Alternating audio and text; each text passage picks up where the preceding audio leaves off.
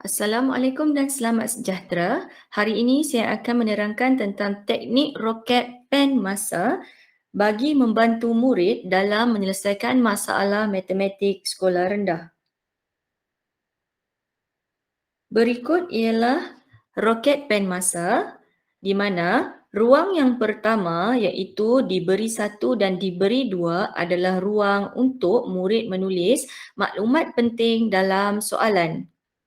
Kemudian, murid akan menulis ayat matematik pada ruang dicari.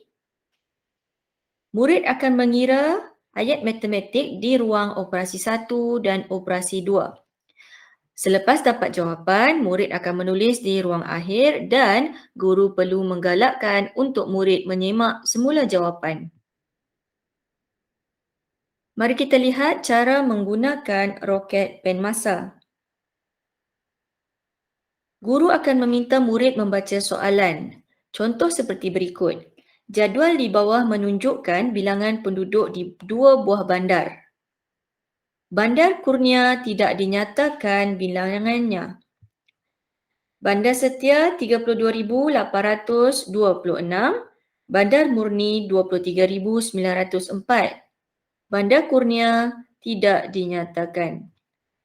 Bilangan penduduk di Bandar Kurnia adalah 7,315 kurang daripada. Melihat kepada kata kunci matematik, kurang membawa maksud tolak. Daripada jumlah. Jumlah membawa kata kunci tambah. Di sini, murid akan tahu ada dua operasi yang perlu diselesaikan. Jumlah dua buah bandar. Soalan akhir, hitung bilangan penduduk Bandar Kurnia. Jawapan akhir perlulah mencari Bandar Kurnia. Kemudian, murid akan diajar untuk masukkan maklumat ke dalam roket pen masa. Diberi 1 adalah yang kita bulat, iaitu Bandar Setia. Murid juga boleh menggunakan singkatan perkataan bagi menjimatkan masa.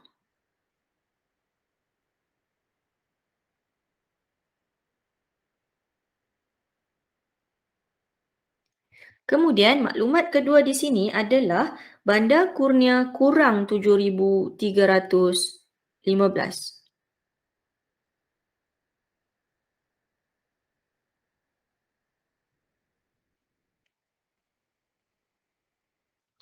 Baik, berdasarkan maklumat diberi 1, apakah operasi yang paling sesuai di situ? Kita sudah tanda tadi iaitu jumlah, tambah. Makanya murid akan menulis ayat matematik tambah di sini. 32,826 tambah 23,904. Kemudian Bandar Kurnia kurang membawa maksud operasi tolak. 7,315 sama dengan. Baik, jika murid dapat mencipta dan dapat memahami dan kemudian mencari ayat matematik yang perlu diselesaikan, maka soalan ini menjadi mudah.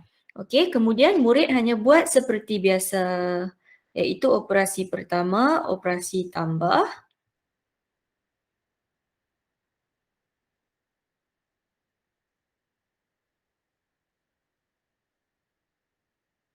Kemudian murid akan melaksanakan operasi yang terakhir iaitu tolak.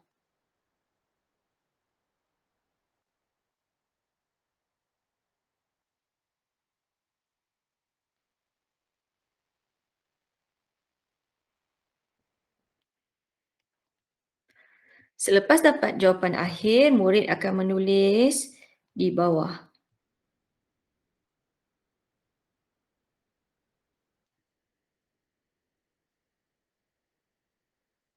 Dah siap.